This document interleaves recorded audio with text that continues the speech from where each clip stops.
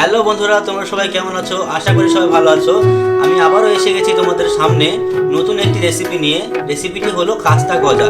তো চলুন দেখে আসি কিভাবে খাস্তা গজা বানায়।